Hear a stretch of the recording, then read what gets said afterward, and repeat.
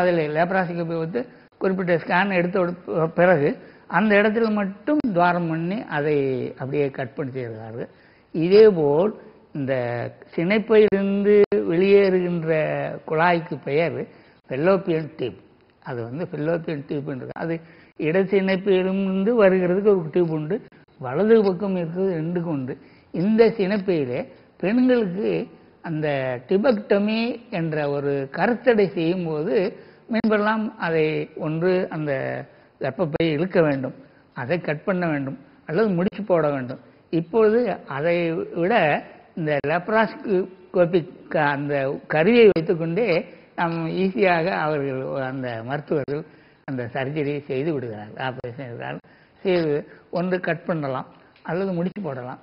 Suppose எனக்கு தெரிந்த ஒரு ஆண் குழந்தை இருந்தது, திடீர்னு அது வந்து இறந்து விட்டோடனே அந்த தாய் துடிக்கிறார், எனக்கு ஒரு வாரிசு என்ற இந்த ஆண் மகன் போய்விட்டானே என்று.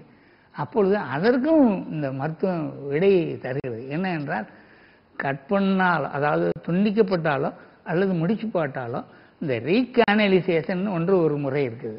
திருப்பி அதை அவுத்து விட்டால் ஆட்டோமேட்டிக்காக அந்த கரு உற்பத்தி அந்த பிட்யூட்டரி கிளாண்ட்ஸ் ஆர்டர் போட்டோடனே அந்த பக்கம் வரும். எந்த குழந்தை வேண்டுமோ நம்ம முடிவு பண்ணிக்கலாம் அப்படி என்ற முறை இருக்கிறதா.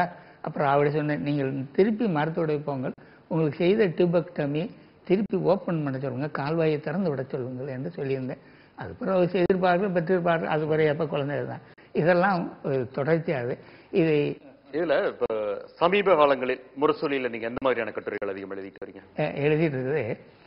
அதாவது ஆங்கில இதழ் அப்போது இல்லை என்பதால் மாடர்ன் தாழினேன். அண்ணா அவர்கள் அப்போது ஹோம்லேண்ட் என்ற ஒரு ஆங்கில பத்திரிகை ஆரம்பித்தார்கள். ஆனால் பாவம் அவருக்கு அண்ணாவுக்கு நீண்ட காலம் ஆளை கொடுத்து வைக்கவில்லை. அதனால் அந்த ஹோம்லேண்ட் வந்து நின்று விட்டது. அப்போது எனக்கு சந்தர்ப்பம் தேடும்போது அந்த கலைஞருடைய முரசொலி தமிழ் இதழ் தான் வருகிறது இல்லையே, நாளிதழ் அல்லது பொங்கல் மலர் வருகிறது இல்லையே, இந்த ஆங்கில பத்திரிகையில் என்று கொஞ்சம் எனக்கு ஒரு ஏக்கம் இருந்தது. அதற்கு இப்போது விடை பெற்றுவிடுது. நீங்கள் அறிவீர்கள், ரைசிங்சன் என்ற ஆங்கில இதழை கலைஞர் ஒன்று ஆரம்பித்திருக்கிறார். இப்போ உங்களுக்கு நான் எதையெல்லாம் செராக்ஸ் எடுத்து அனுப்பியிருக்கிறேனோ அந்த கட்டுரைகளெல்லாம் ரைசிங்சனுக்கும் எனக்கு அது சரியான முகவரி தெரியாததால் கோடம்பாக்கம் நெடுஞ்சாலையில் தான் அந்த முரசொலி அலுவலகம் இருக்குது. முந்தி நான் கட்டுரை எழுதும்போது அடிக்கடி அங்கே போவது உண்டு. தினகரன் என்பது பொறுப்பாசிரியராக இருந்தார், அவருக்கு இப்பொழுது அனுப்பியிருக்கிறேன்.